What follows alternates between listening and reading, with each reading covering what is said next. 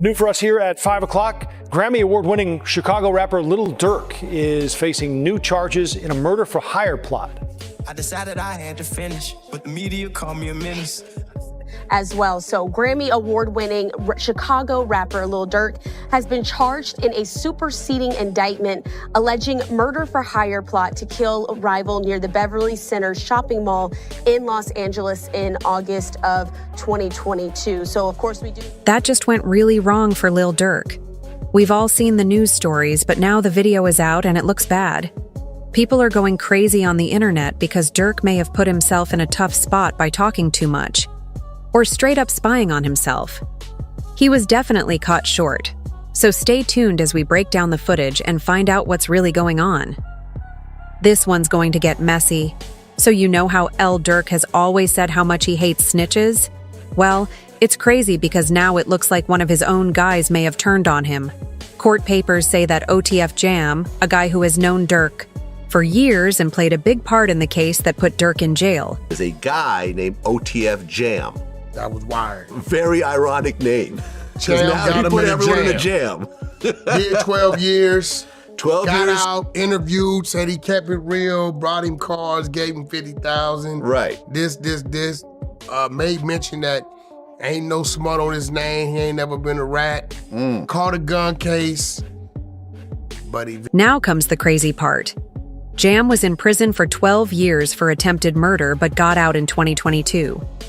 It turned out that he had been working with the feds as an informant.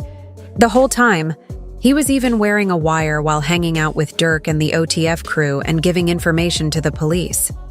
No one, not even Durk, saw that coming. Yeah, bro. Like, you know what I'm saying? He ain't gotta act shit, bro. He said he gave you 50, bro. You know what I'm saying? Facts.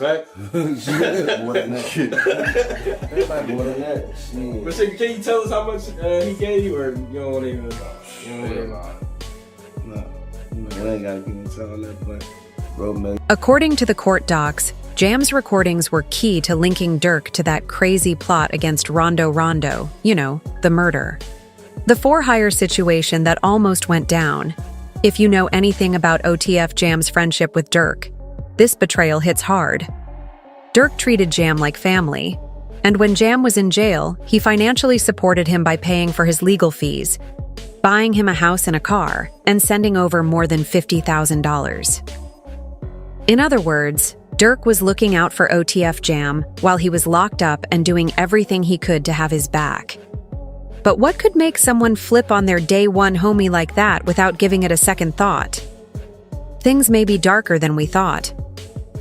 Reports say that Durk may have had something to do with the sad death of his baby mama, Octavia Redmond. Apparently, after Durk found out that Jam had been wearing a wire this whole time, he was furious and determined to get his revenge. But instead of going after Jam directly, Durk knew that taking out an FBI informant would bring the feds right to his doorstep, so he did something else. He went after his child's mother on July 19, 2024, in the West Pullman neighborhood of Chicago. A well-liked postal worker named Octavia was out carrying mail like any other day when a stolen SUV pulled up, and a 15-year-old suspect jumped out and shot Octavia several times from close range. She was taken to the hospital but unfortunately died there. Killing an on-duty U.S. Postal Service worker. He's accused of murdering 48-year-old Octavia Redmond on 121st and Harvard back in July. The police and the U.S. Postal Service launched a major investigation. The police and the U.S. Postal Service began a major investigation, and eventually the suspect was tracked down and arrested in Iowa months later. But here's the twist. Octavia's death didn't fix anything. It didn't erase the betrayal from Jam's wiretapping, and it didn't stop the feds from going after Durk. So what did Jam say to the police that could lead to Durk getting the death penalty?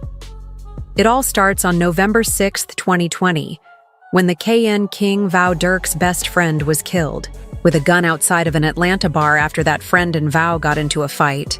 Rondo escalated quickly into a shooting with Rondo's people allegedly firing the shots that took out V security footage, showed Vow going after Quando throwing hands, and things got way out of hand from there.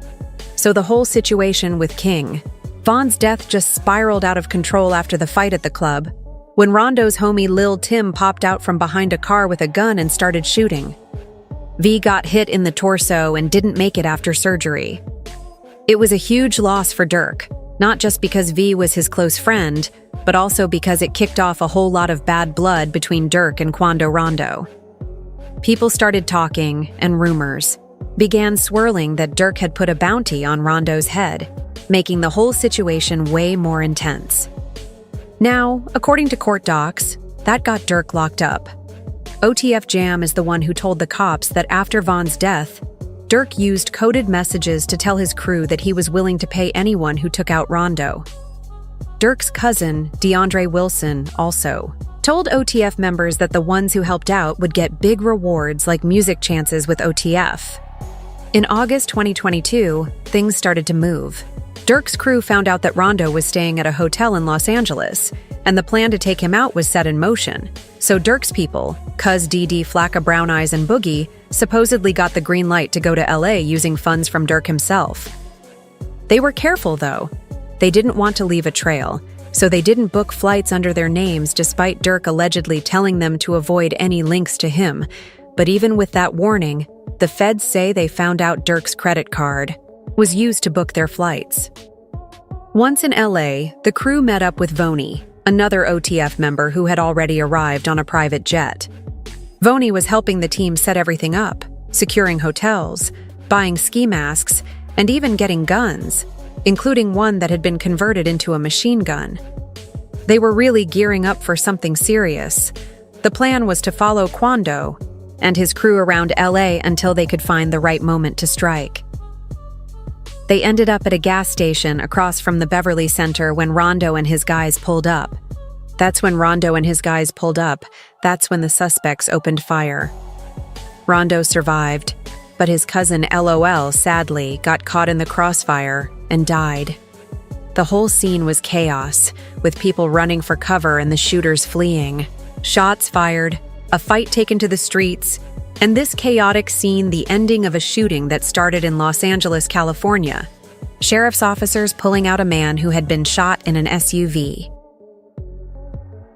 Shots fired, a fight taken to the streets, and this chaotic scene, the ending of a shooting that started in Los Angeles, California. Sheriff's deputies pulling out a man who had been shot in an SUV. Savannah rapper Quando Rondo, a passenger in that car, frantic at the sight. It all started at this mobile gas station at 5:30 Friday evening. LAPD says witnesses heard multiple gunshots, then watched a couple cars zoom off. 3 people in one car shot at this black Cadillac Escalade. It's unclear if those inside shot back. Can I get some space, please? It ended at Santa Monica Boulevard. Deputies found it peppered with bullet holes and a shattered window. One man inside, a member of Rondo's entourage. Afterward, the crew allegedly met up at an In-N-Out to talk about payment and then headed back to Chicago. But this isn't the first time Durk's name has come up, in connection to a murder-for-hire situation from the death of his brother, Dong, to someone who disrespected Von's mural. It looks like Durk's been tangled up in some dangerous situations for a while now, and the more they dig into these cases, the more people are talking about the role Durk might have played in other murders. So here's the story. One Sunday morning, outside a strip club in South Suburban Harvey, things went south fast. Dang, Durk's brother was shot in the head and sadly died right there on the spot. Just Durk in general, man. Look at how many people died around him already. You know what I mean? From his cousin. He's strong. He's strong. Yeah, he humble. He don't, Durk don't let you see him sweat like that. Like he don't see him really tweeting his anger or tweeting his problem. Yeah, but he had it. Word around the streets was that a guy named Stefan Mack was the one responsible for Dang's death. Durk, being Durk, wasn't about to let that slide, so he reportedly put a bounty on Stefan's head. Fast forward to January 7th, 2012, and Stefan ended up getting taken out at the Youth Peace Center of Roseland in Chicago. The hit was a well-planned operation, and 2 men, Anthony Montgomery Wilson and Preston Powell, were eventually indicted on charges of murder. For hire now, according to prosecutors, the whole thing was set up using a cell phone and a Chrysler 300, which they said were part of interstate commerce. Basically, the feds were all over this one. When Max stepped out of the Youth Peace Center, the gunman pulled up and opened fire, taking his life right there. There was also a security guard who got injured, but thankfully survived. As the case went on, Montgomery, Wilson, and Powell were hit with some serious charges. Conspiracy to use an interstate facility to carry out the murder, plus the murder for hire charges. Montgomery even faced a gun charge on top of that. When he was brought to court, he pled not guilty, setting the stage for what could be a long and nasty trial. His defense is reportedly planning to challenge the evidence, including pictures that supposedly show him chasing the victim with a gun. Powell, on the other hand, is still on the run, and the police are actively looking for him. But that isn't even the end of the convo when it comes to Durk's dirty laundry. Yep, there's more to it now. The most high-profile case that Durk's allegedly linked to is the murder of FBG Duck back in 2021. When Duck's assailants were arrested, word came out that Durk had put a $100,000 bounty on Duck's head. Apparently, there was a rat in A Block working with the feds who spilled the beans on who was behind the hit. Turns out it wasn't just Vow who was involved.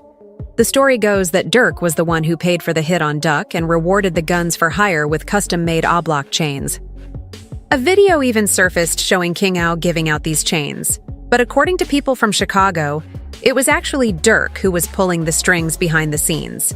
So if you want to know who really put the hit on FBG Duck, FBG Buddha says, you have to check out the arrest footage of the A Block gang members involved. Here's the wild part. Muop and C. Murda weren't arrested in O Block. Nope, they were actually picked up at a private hangar. That's pretty crazy because let's be real. Regular O Block members don't have the cash to charter a private jet. Now here's where things get interesting. At the time of their arrest, V had already passed away, so who could afford to fly Muop and C. Murda out on a private jet? Only one person with that kind of money. Lil Durk seems like the dots are starting to connect right, but that's not all. Durk is also suspected of ordering the death of FBG Duck's close homies, FBG Cash. Why? Well, after V was killed, Cash did something that didn't sit right with V's crew, especially Durk. Cash took a photo next to Von's mural, giving the middle finger. Instead of showing some respect for the deceased rapper, that didn't fly with Von's people, and it really pissed off Durk, who decided to step up for his fallen friend. Durk even called Cash out in his song Computer Murderers, dropping bars like Lil Bro won't come out and spin and basically hinting that Cash wasn't safe for disrespecting G Vow. FBG Cash responded by using Durk's beat for his own diss track, continuing to taunt Von's death with lines like V got his A clapped. You had us thinking he was stretched, but the trolling didn't stop there. Cash went on interviews where he was asked about his infamous stunt at Von's mural. And get this, Cash straight up said that Durk told him to do it. So this whole thing looks like a serious back and forth that spiraled out of control. But truth be told, it was just a matter of time before Cash's ops would catch up with him. And on June 9th, 2022, that time finally came. Cash had been picked up by a female friend, and they were heading to a nightclub. After the club, he took her to a friend's house to chill around 5 a.m. Cash drove her home with her in the back seat. She was tired and just wanted to sleep, but not long after Cash stopped at a stop sign on the 1600 block of West 81st Street. That's when everything went south out of nowhere. A car cut them off, and 3 men jumped out opening fire. Cash didn't freeze. He jumped out of the car and tried to shoot back, but he was quickly overpowered. He was rushed to Christ Hospital in Oak Lawn, but he didn't make it. Now here's the thing. A few weeks before that tragic night, Cash had a close call. He got shot, but just grazed his arm, and even then he had a feeling the female he was with might have set him up. The wild part, he had a hunch about this long before it all went down. So earlier that morning, Cash had just left the studio and gone over to the woman's house at around 4:20 a.m. Things started to feel off when the woman's phone started blowing up. It was her boyfriend, and she told Cash he had the keys to the house, meaning he could show up anytime. That's when they decided to leave. They jumped in her car with Cash in the passenger seat, and here's the move that ended up saving Cash's life. He reclined his seat and laid back, scrolling on his phone. They stopped at a red light, and Cash noticed a car pulling up behind them. The woman told him it was a cop, but he couldn't see clearly, so he went back to his phone. But then, out of nowhere, the rear windshield shattered from a hail of bullets. Lucky for Cash, he wasn't in the line of fire at that exact moment. The woman sped off before anyone could get hit. After the shooting, people close to Cash warned him about being around the woman. She was an Instagram model, and they had only been out a few times before this happened. Some of them even believed she might have been involved in setting him up, and the whole thing ended in tragedy, as we can see. Durk was a menace when he was out on the street, and he was definitely pulling some strings. How many and to what extent is what we'll probably find out about in the very near future. Now, as you know, Durk was arrested recently, and it's looking real bad for the dude from conspiracy to murder. For hire, plus using firearms and a machine gun, the feds are coming down hard on Durk, and here's the kicker. His link to the attempt on Quando is putting his whole career on the line. Durk's got serious legal heat right now, and if he gets convicted, we're talking life in prison. His music, his shows, his whole future. Everything's up in the air, and don't forget his crew. Tangled up in all this too, it's a tough spot for the guy, and it's only just beginning, but what do you think? Was Durk caught slipping, or is this all just part of the game? Drop your thoughts in the comments, and don't forget to hit up the next video to keep up with all the latest.